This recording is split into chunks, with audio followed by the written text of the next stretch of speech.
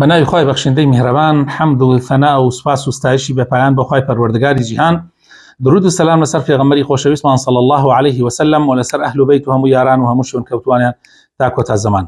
هاوڕێیانی ئازیز و خۆشەویستم، ئەمڕۆ بابەتێکتان عەرز دەکەم کە زۆر گرنگە و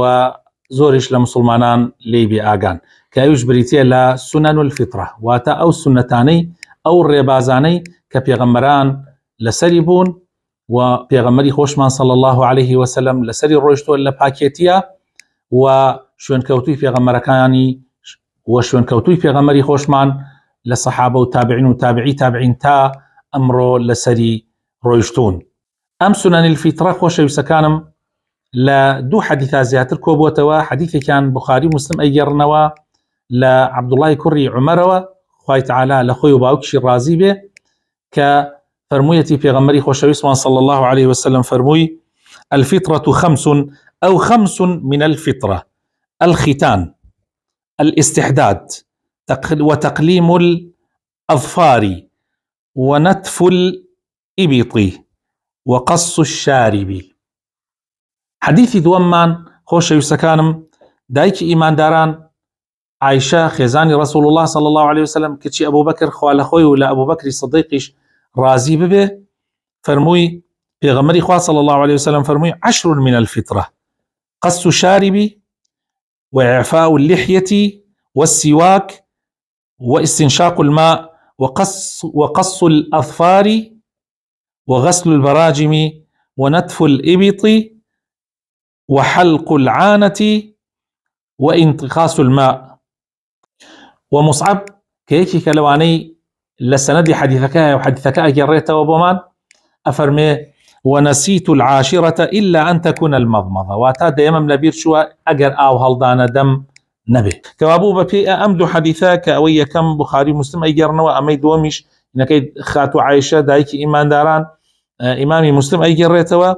بو ما عندك كسنني فطرة بريتين لما عليك عرسان كم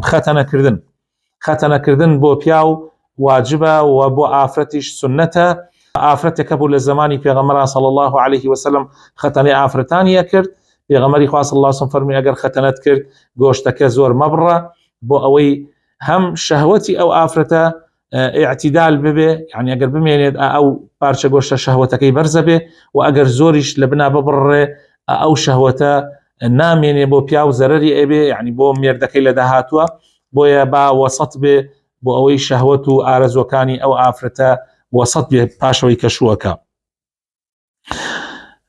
دوهمیان تاشینی توکی عورت، ایتر عورت پاش و پیش به لجن و لپیاو. سیم هەڵکەندنی توکی بنباڵ، هەڵکەندنی توکی بنباڵ.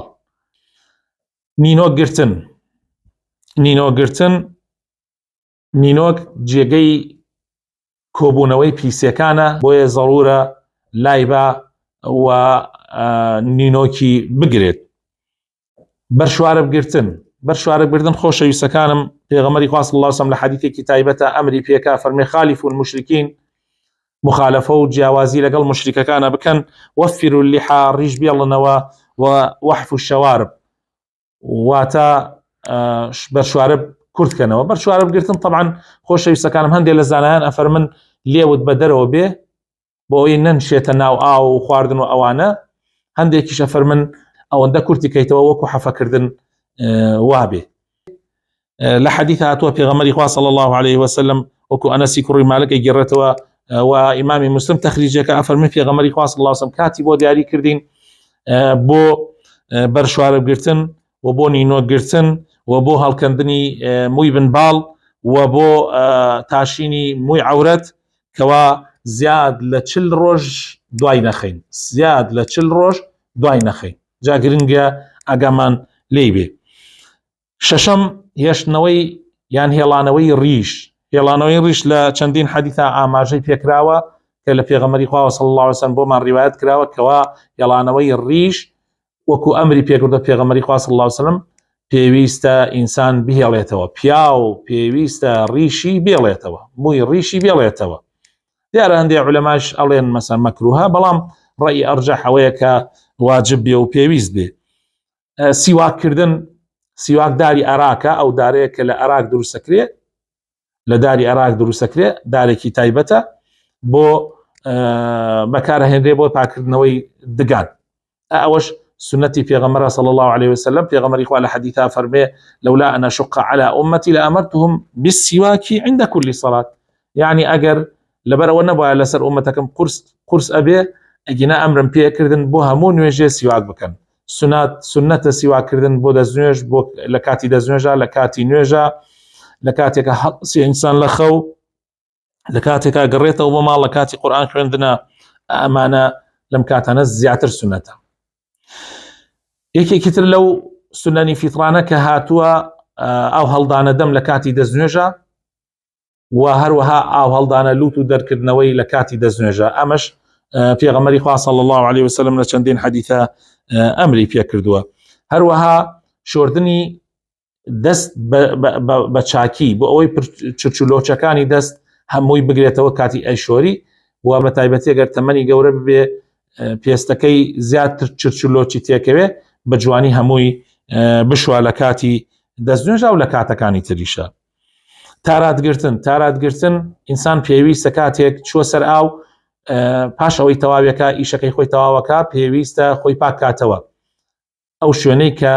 ئەثەری پیسەکەی پێوە ئەمێنەیە ئەسەری میزەکەی پێوە ئەمێنێ پێویستە ئەو شوێنەوارە پاک کاتەوە ئیتر ئەگەر بە ئاو بێ ئاوەکە چاکترە ئەگەر ئاو نەبێ بە بەرد بێ یان بە کلنس بێ یان بە هەر شتێکی تر بێ کە شتەکە پیرۆز نەبێ وەکو ئێسقان و یان پیس نەبێ وەکو پاشە ڕۆی هەندێک حیوانات دروستە ئینسان بەغەیری ئەوە بە هەر شتێکی پاک ئەو شوێنە پاکاتەوە ئینسان خۆی پاکاتەوە و ئەوەش پێویستە پێغەمبەری خوا صلی الله عليه وسلم ئەفەرمێ لە حەدیثی صحیحە هاتووە فەرمێ تنزهوا من البول ئەفەرمێ خۆتان لە میز پاک ڕاگرن